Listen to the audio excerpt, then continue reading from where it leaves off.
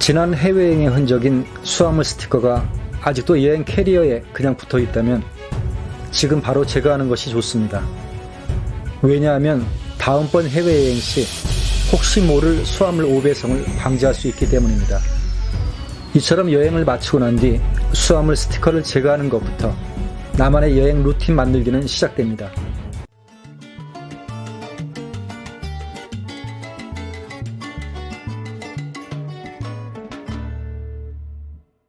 안녕하세요.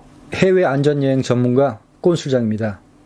설레이던 해외여행을 마치고 나면 누구나 아쉬움을 느끼게 됩니다. 어떤 사람은 귀국행 비행기를 탈 때부터 다음번 여행을 생각한다고 하더군요. 이제 다시 일상으로 돌아가야 하지만 아직 지난 여행의 기억들이 남아있을 때 다음 여행을 위해 나만의 여행 루틴 만들기를 시작해보는 것은 어떨까요? 나만의 여행 루틴 만들기는 보다 안전한 해외여행을 위해 꼭 필요한 여행 근육을 키우는 과정 중의 하나입니다. 이번 시간에는 여행을 마치고 난 뒤 다음 여행을 위해 바로 해야 할 행동에 대해 한번 알아볼까 합니다.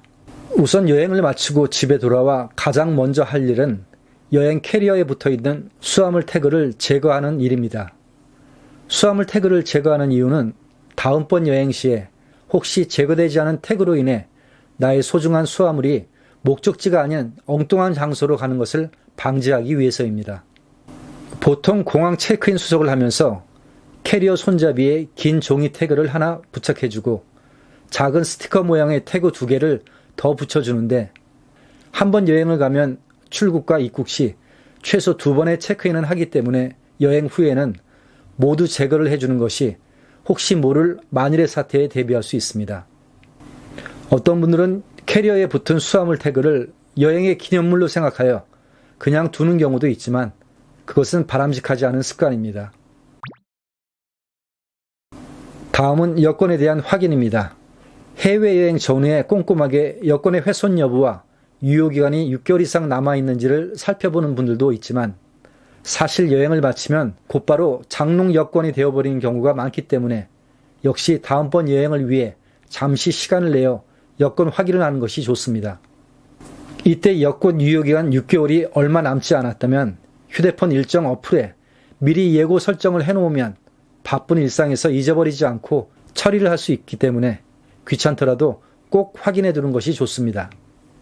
마지막으로 여행 중에 현지 병원 진료를 받았거나 혹은 도난이나 물품 파손 등의 피해를 보았을 경우 귀국 후에 자신이 가입한 여행자 보험사에 보상 청구를 바로 하는 것이 좋습니다. 보통은 귀국 후에 바로 청구를 하지만 의외로 차일피일 미루다 관련 서류를 잃어버려 결국 청구를 못하는 경우도 많습니다.